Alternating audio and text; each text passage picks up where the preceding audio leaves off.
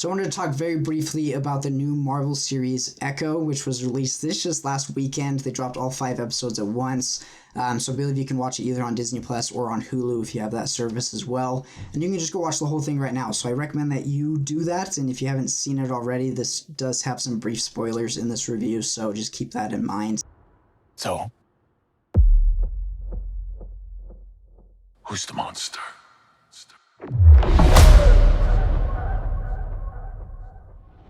This is a series that I was not particularly excited about when I was going to watch it. I enjoyed Echo in the Hawkeye show, but as a side character. I didn't think that she really had what it took to lead her own series.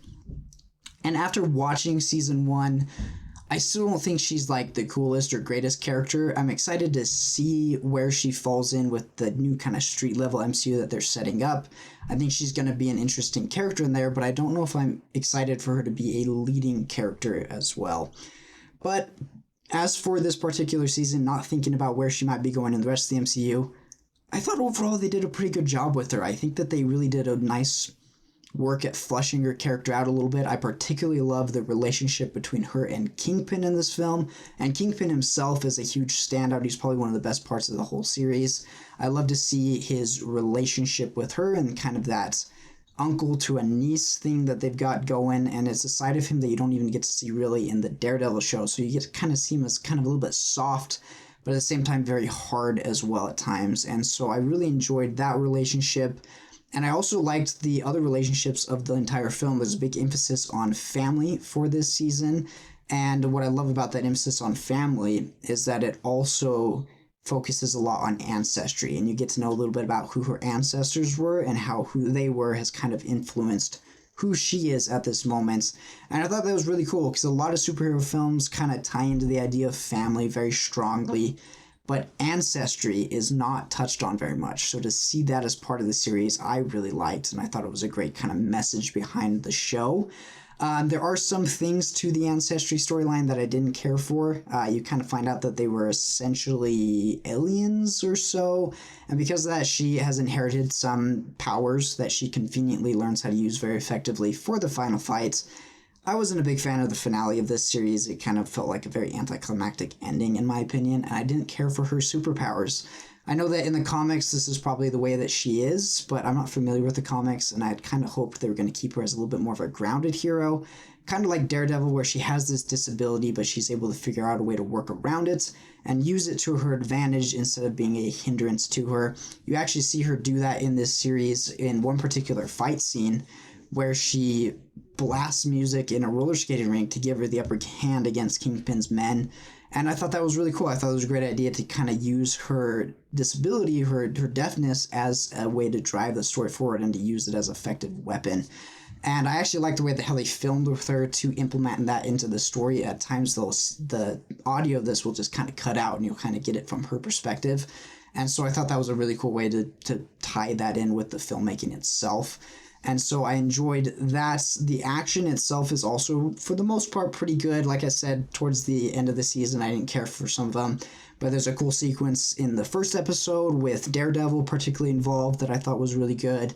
And then obviously that roller skating rink fight that I also enjoyed quite a bit.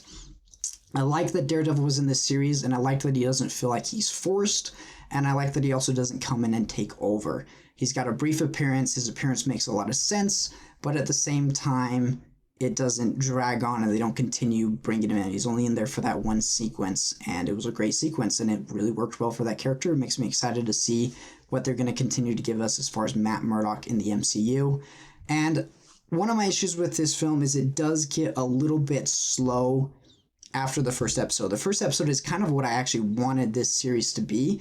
It focuses on a relationship to Kingpin. It sets her in New York. It kind of sees how she got through and worked against Kingpin's men and kind of what led to her being part of his group and then kind of breaking away from that group. And I loved it. It was fast-paced. It had some great action. And then after that, she goes to Oklahoma, and it just kind of slows down. There's still some nice story with her family. There's still some nice action sequences on occasion, but it just doesn't have the same pace as what that first episode had. If this was a series that was released an episode at a time, I don't think that I would bother watching every episode as it was actually released. But since they put out all 5, I was actually interested in sitting down and just watching the entire thing. As far as cleanliness of this one goes, I would say that it is a little bit more mature than a few of the MCU projects that we've seen, but it definitely doesn't go to the same degree as something like the Daredevil Netflix show.